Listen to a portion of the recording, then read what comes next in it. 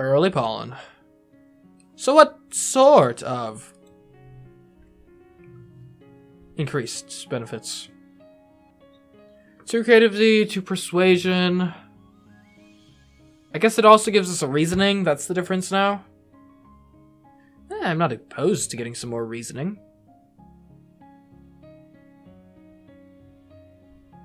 Maybe we'll do one more study of the humanities. Or I wonder if any of our other classes are going to have like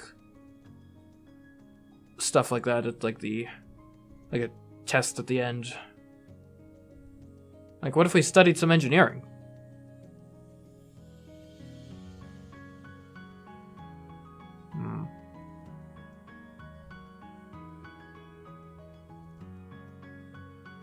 Let's try it. You helped Nami with their physics and math homework this month. They're as helpless as ever, but they really want to do well in this class. Their dedication is admirable, even if their execution is usually a disaster. Okay, we did not get a cool final project, unfortunately.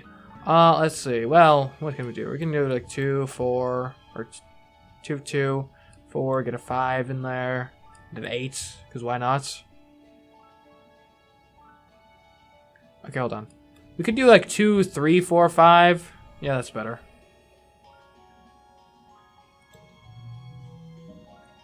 Straights are pretty good, as it turns out.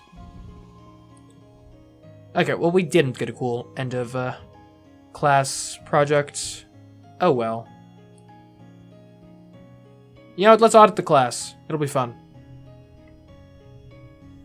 Study the humanities, audit the class. This month you learned about various education styles on Earth, from oral traditions in the first schools in Greece and China, to monastic education, to factory schooling, and the standardization of education. On Vertumna, everyone learns together, forming groups based not on age, but by interest and relative skill level. It seems a lot more human than shoving everyone into grades based on age, and then just sending them out into the world once they're adults, regardless of what they have or haven't learned. Okay. Gotta get to 41. Well then. We could do like 5s. This is apparently a 7. This could be a 6. We could do like 5, 6, 7. And then this becomes like a pair of 5s, which then increases the value of pairs of 5s. Or in general. Push through for 1 stress? Sure. Oh, +2 creativity. For +2 from 1 challenge and small skills boost perk? Okay.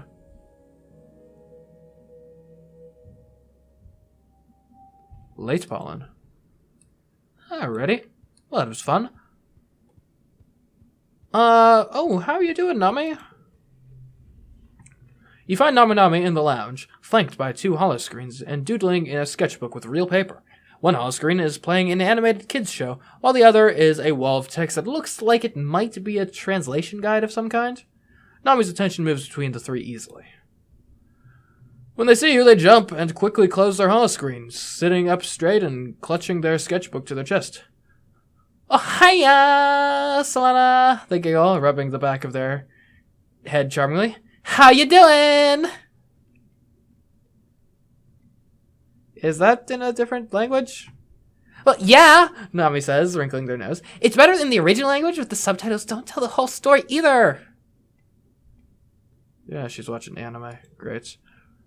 Nami sets her sketchbook aside and looks around conspiratorially. I thought you were going to bust me for jailbreaking my holopad, they say. Oh, Helio Kids have restrictions on what we can watch and how long, but you guys have so many more cartoons than we had. Nami throws her arms in the air. Like, the first season of Turbo Girl Hyperjet Transform? What? Turbo Girl Hyperjet Transform. I love Turbo Girl Hyperjet Transform. It's great. Best show. What? Nami cries, slapping their hands to their cheeks. Really? It's the best cartoon ever made. What else has schoolgirls who look like aircraft from the waist down battling evil aliens while dealing with the stresses of high school life? You have to agree. You were pretty fond of the arc in the 3rd season where Kamiya and Otoko disagreed about whether Haruka could truly be considered a hyperjet if she was part helicopter. Yeah, I guess that would be a bit of a definitional challenge. The Helium Meter Archive only had season 2 through 9 and only 3 of the OVAs. Nami says, puffing their cheeks out. I can't believe in the 4th OVA, Flight Captain Yumiko gets captured by the aliens and brainwashed into thinking she's on an alien sleep ranger the whole time. Wait, you hadn't seen the first season? Why would you have seasons 2 through 9 and 3 of the OVAs, but not season 1? That's absurd. That's ridiculous. That should be a crime punishable by death for whoever set up that situation. Nami shrugs and pokes one finger into their cheek. Spaceship kids make do. You don't have to know everything about something you like in order to call yourself a fan, Nami continues. Just liking it with all your heart is good enough. Oh, we can create more wildcards. That's interesting. Nami laughs and flips over their sketchbook, showing off some of their drawings. I was drawing some fan art for the show, they say. Well, it's kind of a fan art. Okay, it's really more like if I was a character in Hypergirl Turbojet Transform. I say we can say, it looks great, or it looks good, keep at it. What kind of aircraft would you be? Or will you be an artist when you grow up? Or this is a waste of time? Out of curiosity, I would love to know what sort of jets, what aircraft would Nami be? Nami blinks at you, clearly stunned by your interest. Well, okay, kind of. You see all the cool aircraft are already taken, and it's rude to be a double. They press the tips of their index fingers together and look thoughtful. Sometimes I draw myself. I mean, my character as something weird, like a hot air balloon. But I think, it'd be kind of cool if I was the only regular human in the Turbo Girl hyperjets. Really? That's what you're going with? Answer the question! What are you, a politician? Man. She didn't answer my question properly. Oh, hey, you, I forgot to hug you. Rex whistles at you as you approach, giving you a heated up and down with his eyes. Did you do something different with your hair? Yes, then leans in to sniff you. New perfume? No, is that a new shirt? Whatever you're doing is working for you. He makes a claw with one hand and growls sexily at you, then cracks up. He's not really my type. I kind of would feel weird about hugging him at this point. I feel like I'm just kind of encouraging his general creepy vibes at this point. That being said, from just a pure gameplay min-maxing perspective, it is free relationship points, so have a hug. Rex throws his arms wide. Coach, I'm open! Okay, well, he's a good hugger at least. Where's our persuasion at? 79, that's pretty good. Because, like, if some of these get up to, like, 80, we can potentially be animals. Who was... I forget, did we need... Where's the cow go? Cow. No, I can't find him. Oh, well. Hey, Dis, how are you doing? We're the ones who don't belong here, Dis says. This whole war in nature, it's bullshit. Can't just show up at a feast and take the best food and take a dump on the table and not expect the people who were there first to not want to punch you in the stupid face. I mean, fair enough, but also, like, you know, I'm Team Human here, unapologetically so, yeah. Anyway, I should probably go do my job. It's been, like, you know, half a year. That's a bit much of a hiatus, I'd say. Let's assist the governor, which gets us, what again? 3 persuasion, 3 organization, 1 friendship with Mars, 8 kudos, 10 stress. You pass the construction yard on your way to work. Rex waves you over. Hey, come take a look at this, he says, leading you over to where a portion of the heliosphere is being married to the old living quarters with a scaffolding of mushwood. Isn't this wild? It's like our 2 ships are actually becoming one. He throws his arm around your shoulder. It's like a metaphor, get it? The colony and us from the Helio learning how to work together. How we build our environments affects how we live, you know? You should come by and help me, he continues. It's really fun. You get to build things, and the construction crew is really nice, and you get to hang out with me. Wait, why not start right now? He hands you a plasma cutter, a gun-shaped tool that emits a thin beam of superheated plasma. No time like the present, right? Seek says we always need more workers here. But you do have another job that you promised to do. Yeah, I'm sorry, I'm super untough. I've got a job. My apologies. Rex slaps himself on the forehead. Oh, duh, of course. You're always got something going on. He lets you get back to work with a wave and a smile. Okay. Well done. And why not get a 6 and a 6 and a 5 and like this can become a 4 and then we got a 3 and there we go. 50 points. Awesome.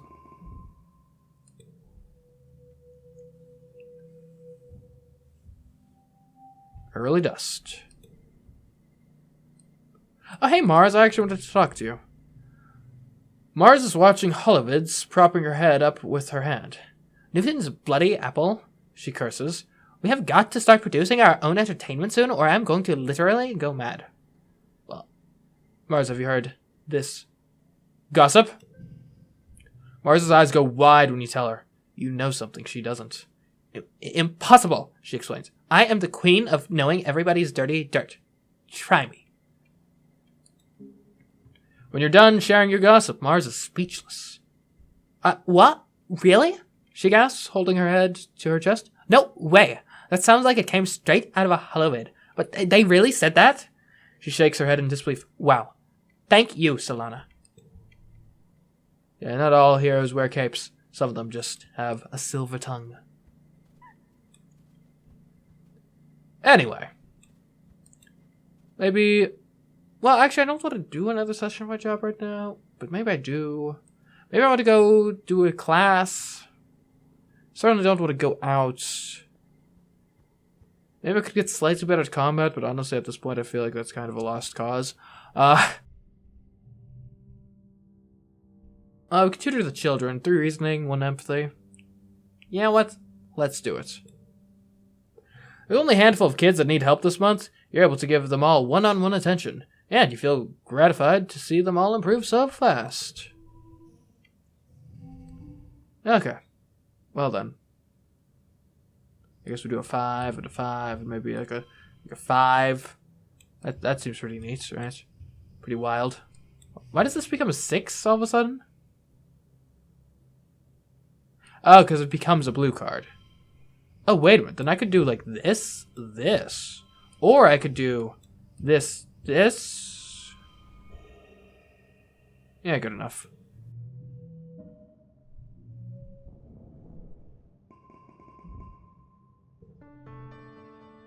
This year's Autumnalia is ushered in with a big military band, horns and drums supplemented by recordings of parade music from Earth. Governor Lum strides out of command on a grand red carpet and ascends the stage to raucous applause. Thank you, everyone, he calls out over the din. Look at you! Look at this colony! Finally! Truly! United! All it took was a common enemy, he declares. I look at you beautiful people, you strong people, you good, human people, and I see a fire in your eyes. I see courage in your hearts. I see a colony that's ready to win. I see a colony that's here to stay. Vitumna, do you hear me? He raises his arms and roars, do you hear me, Vitumna? We humans aren't going to hide anymore. Lum gestures for Security Chief Rhett to join him on stage and continues. The original fugitive colonists got it wrong. In Roman mythology, Vertumnus was a god of cultivation, not of rampant chaotic growth. He clenches his hand into a fist. We need to clear the field before we can plow it. Vertumno won't be safe for human life until the aliens are eradicated. Well, it depends on what your definition of alien is, right?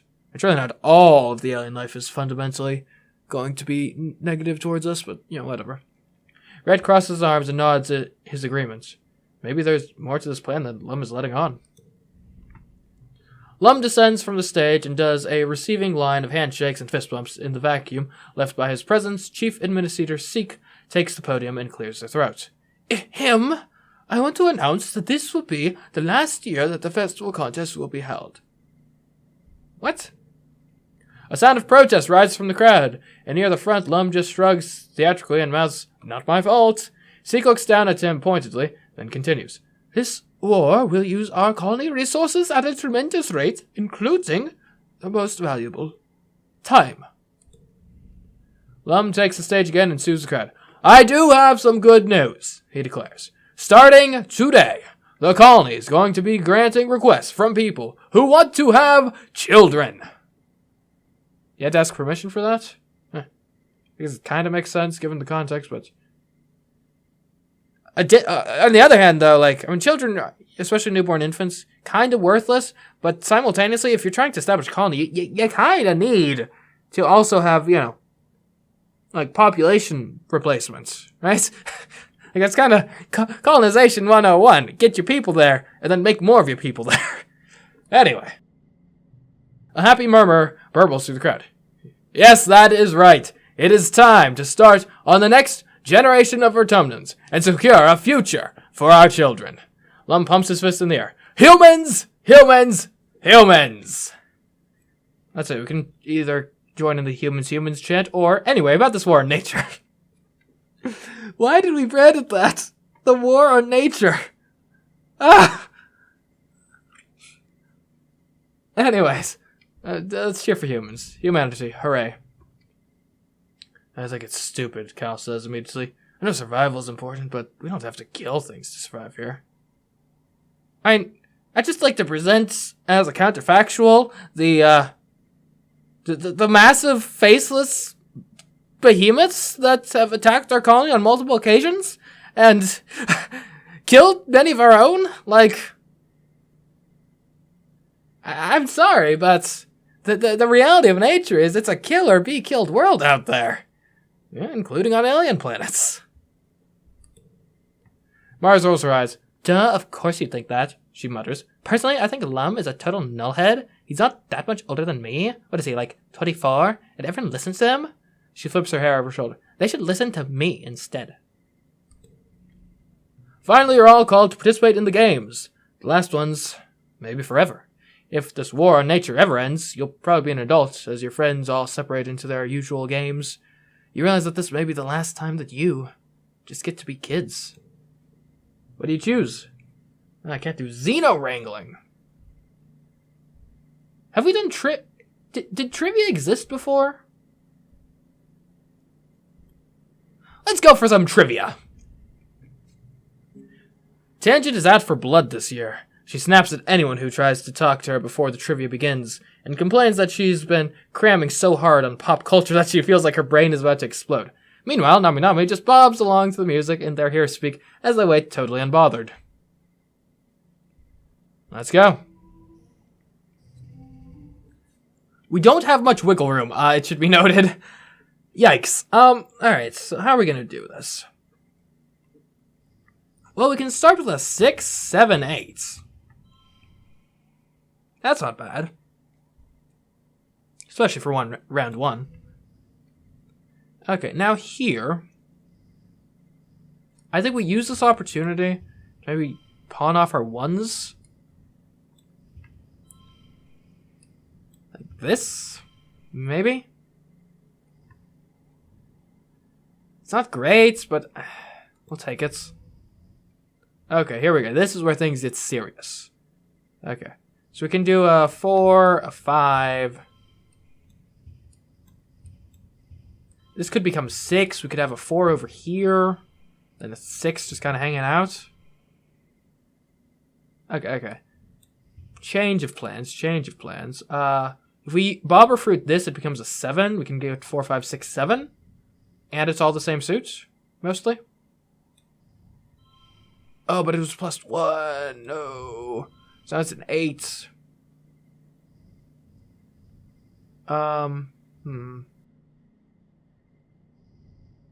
Okay, hold on. Think. There's a way to do this. Hopefully.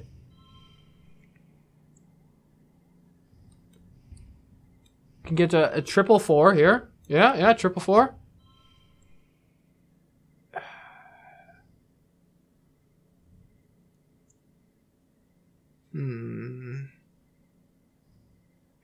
We could redraw the hand. This isn't a terrible hand, but... Okay. 9! Okay, that I can get behind. Okay, then this becomes a 5. Then we have 4s. That didn't seem to help much. You can have even more 4s. And turn this into like a 3. Like gives us an extra... Hold on, there's something here. There is something here, let me tell you.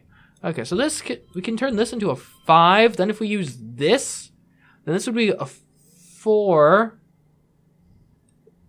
So we could, like, put this, like, here. Turn it into a 4. I mean, even then, what are we talking?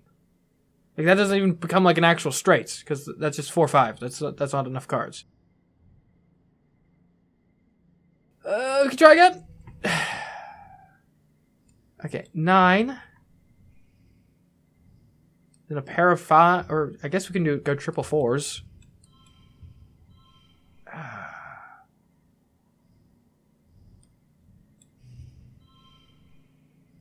We could go like 4, 5, 6. Like if we did like this.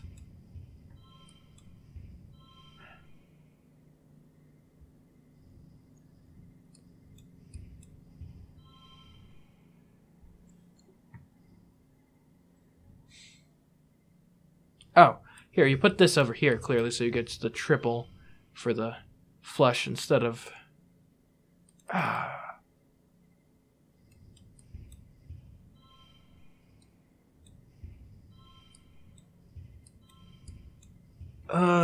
Wait, but if we do it like this, right, and then this also becomes a flush. There's nothing. Yikes. Tang finally comes out ahead, narrowly snatching a victory from the reigning champion Nami. Her gloating is insufferable, but at least she's happy. After the festivities, everyone is supposed to take a few days vacation. You and your friends relax, but the adults move around the colony like ants in a hive, fortifying the walls and preparing for the human offensive against the planets.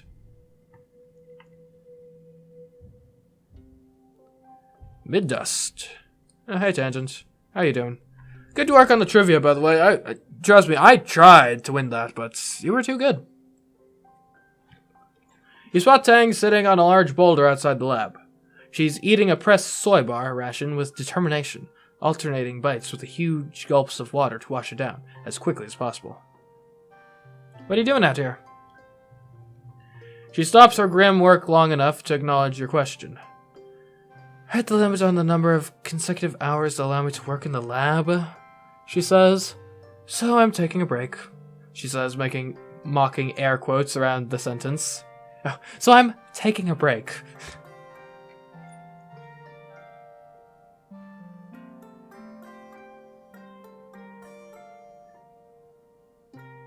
How dare they? And I mean, you don't want people overworked. Then again, she is someone that needs like half as much sleep as the rest of the population, so like, what else is she gonna do with that extra time, right? How dare they? That's what I said, Tang replies. They just think they can boss me around because I'm younger. She scoffs. I'm smarter than any two of them combined. Tang groans and rubs her bloodshot eyes. I just want to work, you know? It's so frustrating to be deep in the zone and feeling like I'm just on the precipice of a discovery, and then someone tells you that apparently my genius is taking too long. How them treat me like I belong there, the way Dr. Instance does, Tang mutters. She actually respects me. They're just jealous that she likes me more. Tang slides off the boulder, and you see the color bleed from her face as she stumbles into you, nearly crumpling to the ground. Oh, she grits out, leaning over while the dizziness passes. I thought the nutritional uptake of that bar would be quicker than a real meal, especially after taking into account the time required to walk to the cafeteria. She trails off, realizing she's clutching her jacket and pushes you away. My apologies, she says, brushing herself off. I am, regrettably it seems, only human. Tang scrubs her hands over her face. Sometimes it feels like I'm a prisoner in my own body. Like I can feel myself trapped in it. This stinking, sweating bag of meat and bad impulses. Stuck with the burden of keeping it alive every day for the rest of my life, and her voice breaks. Is this a react or don't react?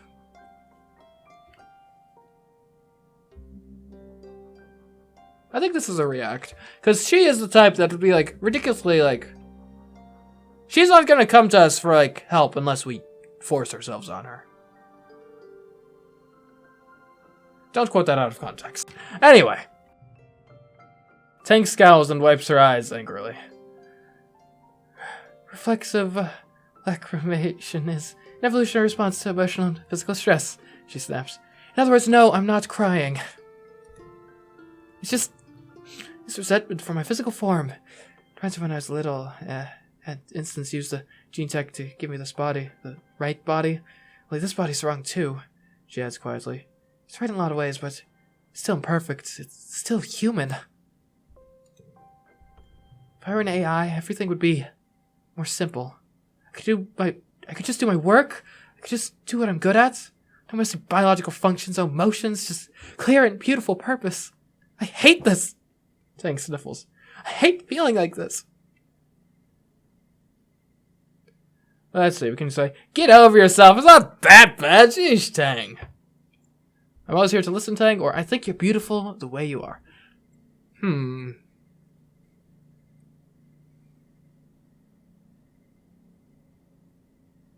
This is a delicate situation. She seems to be in a bad place right now.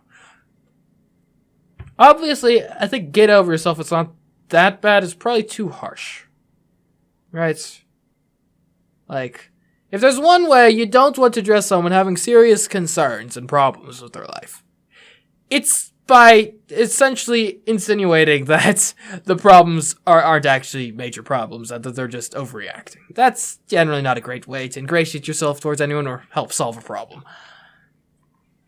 Now, between these two, I think you're beautiful the way you are, or I'm always here to listen, Tang. It's tough because... Right, I think you're beautiful the way you are is actually not a bad message to send in this instance. But, I don't know, my history with Tangent here seems to tell me that, like, she generally doesn't actually react very well to that sort of tone, that, like,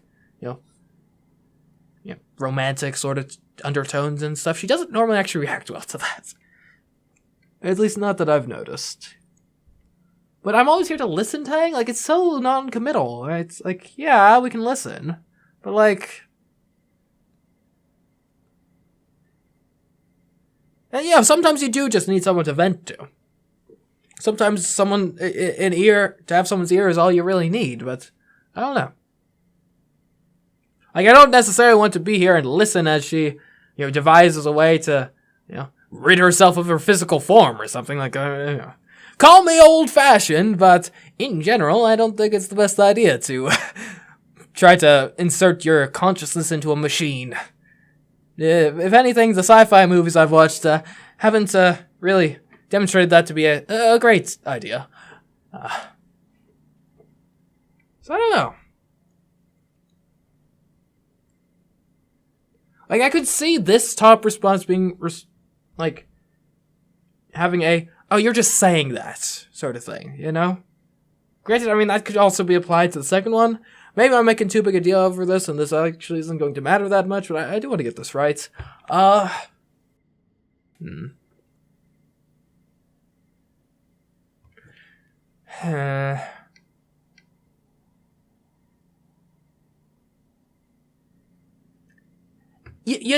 so I'm reading over the text again, right? So the last lines, I hate this, Tang sniffles. I hate feeling like this. I'm not sure if that's really an opportune moment for I think you're beautiful the way you are. Right? Like, or maybe it is, I don't know.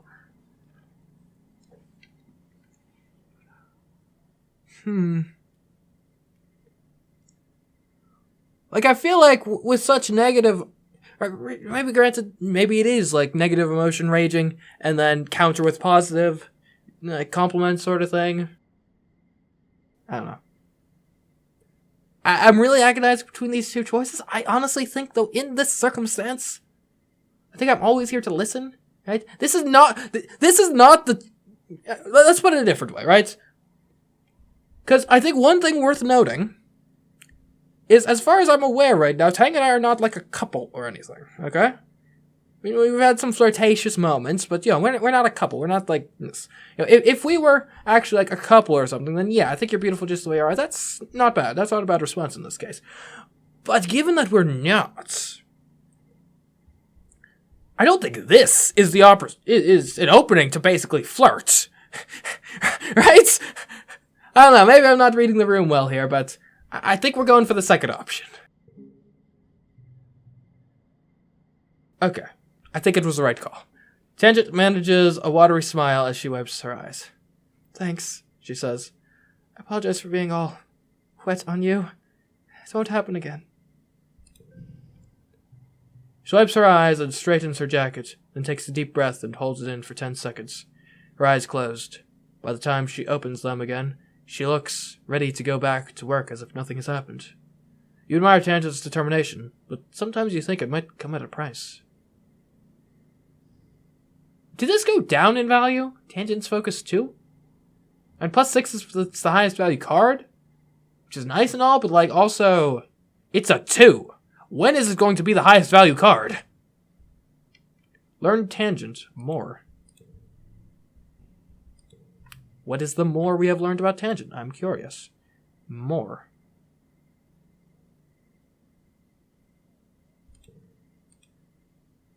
And maybe it's this paragraph here.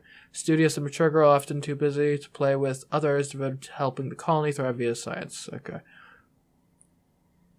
Oh, I see. We got the sliders. Yeah, we don't have those in other people. So now we know that Tangent is stoic, mostly stoic, kind of in the middle between rebellion and loyalty, and very intelligent. Okay, good to know. Good to know. Man, I wish I had sliders for me. Oh, whatever. Anyway. Well, now that we got that taken care of, what now? I actually want to go on another expedition. I know normally we like to go when we have, absolutely no stress, but I don't want to, waste the extra time to, de-stress before going out, so we're just going out like this.